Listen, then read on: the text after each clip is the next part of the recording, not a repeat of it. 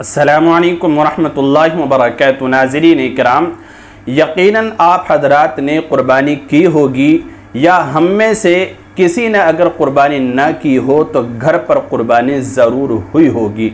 बहुत कम ऐसे लोग होंगे कि जिन्होंने क़ुरबानी ना की हो।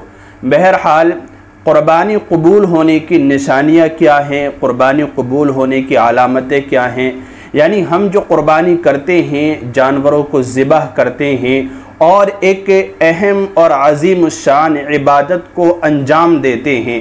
इतनी अज़ीम शान इबादत है कि अल्लाह ताला को इन क़ुरबानी के दिनों में सारे आमाल सालिहा में सबसे ज़्यादा महबूब अमल और सबसे ज़्यादा पसंदीदा इबादत अगर कोई है तो वो क़ुरबानी करना है। नबी अलैहिस्सलातु वस्सलाम का फरमान है कि सबसे ज़्यादा अल्लाह ताला को ये बात महबूब है कि क़ुरबानी के दिनों में मेरे बंदे क़ुरबानी करें, जानवरों को ज़िबह करें, जानवरों का खून बहाएं।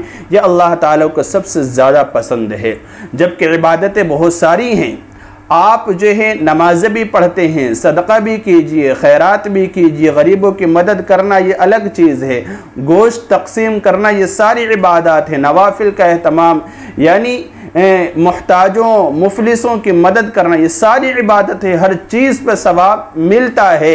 लेकिन इन 3 दिनों में सबसे अहम और सबसे अच्छी और महबूब इबादत अल्लाह ताला की जो पसंदीदा इबादत है वो ये है कि अल्लाह ताला की रज़ा के लिए जानवरों को ज़िबह किया जाए और उनको क़ुरबान किया जाए। अल्लाह की रज़ा के लिए सबसे अहम इबादत है। तो इस अहम इबादत को अंजाम जब देते हैं तो हम कैसे पता लगाएं कि ये जो क़ुरबानी हमने की है, जानवर को ज़िबह किया है, ये क़ुरबानी अल्लाह ताला की बारगाह में कबूल हुई है या नहीं हुई है। देखिए 3 निशानी मैं इस वीडियो के अंदर आपको बतलाऊँगा।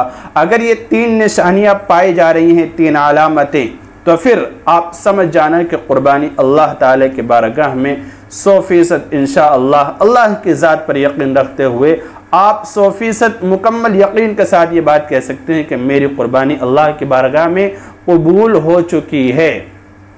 और अगर इन 3 बातों में से कोई एक बात भी नहीं पाई गई है तो फिर आप याद रखना कि क़ुरबानी कबूल नहीं हुई। आप अच्छी तरह से ये बात जहन नशी कर लें। देखिए पहली निशानी क्या है? पहली निशानी ये है कि हमें क़ुरबानी का इल्म हो।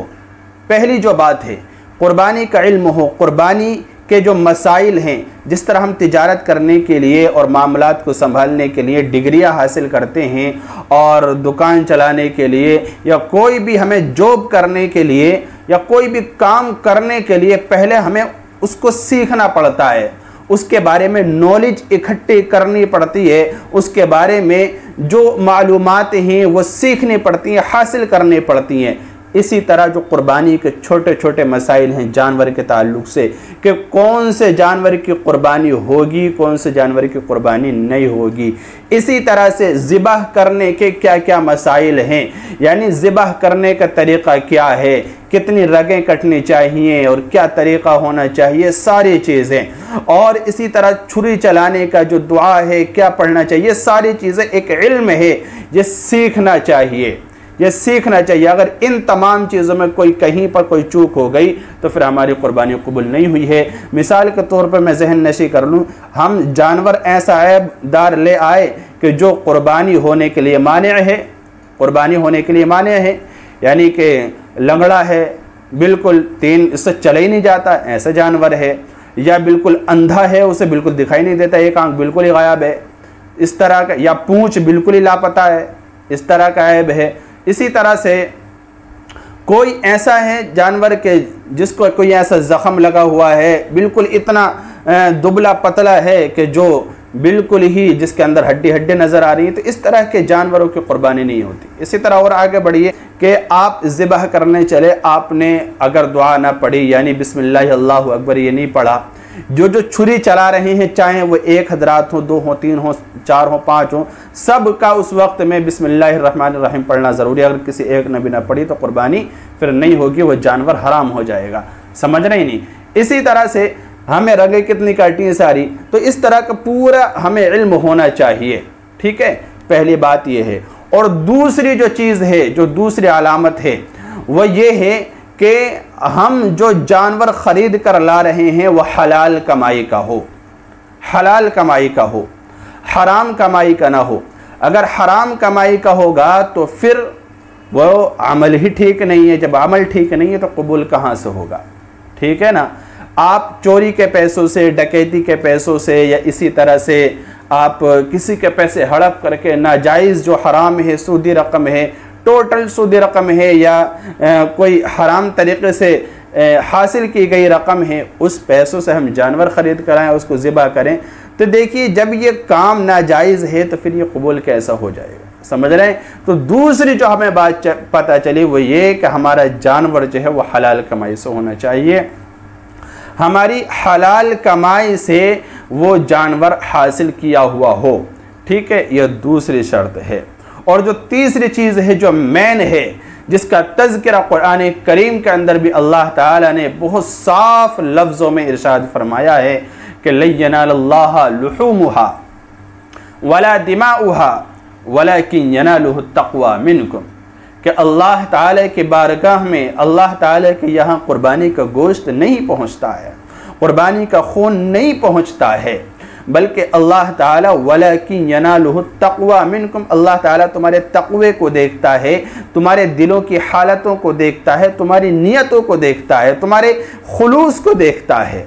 तो जो तीसरी निशानी है वो ये कि अल्लाह की रज़ा के लिए हम कुर्बानी करें, हम कुर्बानी अल्लाह के रज़ा के लिए करें, हमारी नियत खालिस होनी चाहिए, हमारी नियत दिखलावे की ना हो, नामे नमूद की ना हो, तारीफ़ बटोरने की ना हो, और इसी तरह शोहरत हासिल करने की ना हो, गोश्त खाने की ना हो। अगर इस तरह की नियतें होंगी तो फिर याद रखिए वो अमल कबूल नहीं होगा। तो ये तीन ऐसी चीज़ें हैं जिनमें मेन है नियत का सही होना। अगर नियत ख़राब है तो फिर हमारी कुर्बानी नहीं होगी। नियत भी सही होनी ज़रूरी है, और साथ साथ जो हम जानवर ख़रीद कर ला रहे हैं वो हलाल कमाई से लाया हुआ हो, हलाल कमाई का हो। इसी तरह से हमें कुर्बानी के जो मसाइल हैं, चाहे जानवर के ताल्लुक़ से हों, ज़िबा करने के ताल्लुक़ से हों, या इसी तरह से मामलात के ताल्लुक़ से हों, सारी बातों का हमें इल्म होना चाहिए।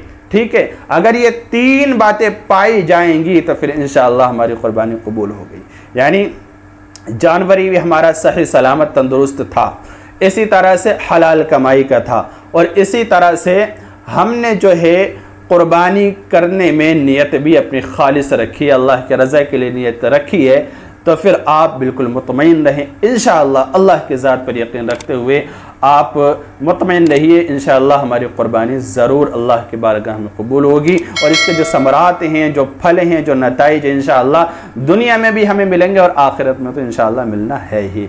अल्लाह ताला हम सब को इखलास के साथ कुर्बानी करने की तौफीक मरहमत फरमाए, और कुर्बानी का जो अज्र है हमें दोनों जहां में अता फरमाए। अस्सलामु अलैकुम व रहमतुल्लाहि व बरकातहू।